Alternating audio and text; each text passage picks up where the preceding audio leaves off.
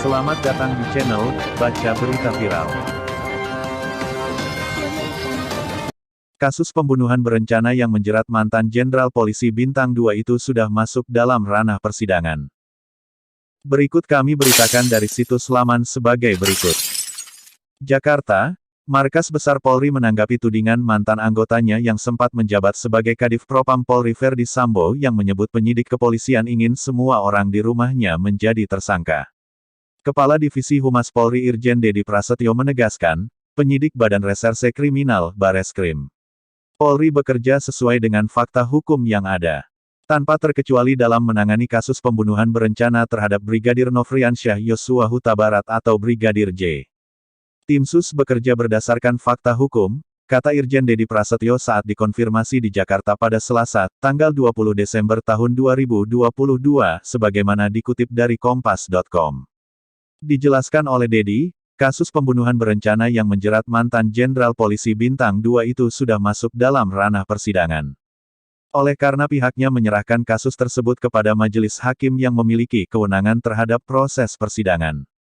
Dan juga menyerahkan semua putusan tersebut kepada majelis hakim. Itu kan sudah ranah persidangan dan domainnya hakim yang menilai, ujar Dedi Prasetyo. Sebelumnya, Ferdy Sambo dalam persidangan menyebut kerja penyidik kepolisian terkesan subjektif dalam menangani kasus pembunuhan berencana terhadap Brigadir J. Mulanya Ferdy Sambo tanggapi keterangan saksi ahli yang merupakan kriminologi dari Universitas Indonesia, UI, Muhammad Mustafa. Menurut Ferdy Sambo, saksi ahli yang dihadirkan oleh jaksa penuntut umum itu hanya membaca kronologi peristiwa dari pihak penyidik saja.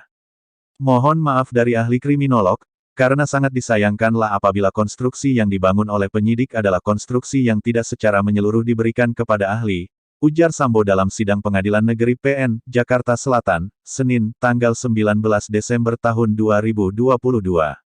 Menurut Ferdy Sambo, kronologi yang diberikan oleh penyidik kepolisian membuat pendapat Mustafa tidak komprehensif dan bersifat subjektif.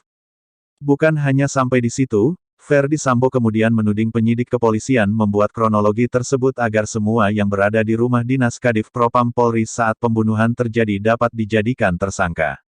Di mana, penyidik ini menginginkan semua di dalam rumah itu harus jadi tersangka, kata Ferdy Sambo. Adapun Mustafa sebelumnya menyampaikan pendapatnya sebagai kriminolog terkait kasus pembunuhan Brigadir J.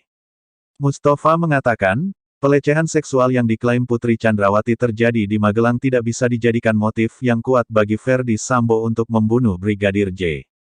Sebab, kata dia, peristiwa pelecehan tersebut tidak jelas karena tak ada bukti yang kuat untuk mendukung tuduhan tersebut. Diketahui, Ferdy Sambo, Putri Chandrawati, Richard Eliezer, Ricky Rizal, dan Kuat Ma'ruf didakwa secara bersama-sama telah melakukan pembunuhan berencana terhadap Brigadir J. Dalam dakwaan jaksa, Richard Eliezer menembak Brigadir J atas perintah mantan Kepala Divisi Kadif Propam kala itu, Ferdy Sambo. Dalam dakwaan jaksa, Richard Eliezer menembak Brigadir J atas perintah mantan Kepala Divisi Kadif Propam kala itu, Ferdy Sambo. Peristiwa pembunuhan itu disebut terjadi setelah Putri Chandrawati mengaku dilecehkan oleh Yosua di Magelang.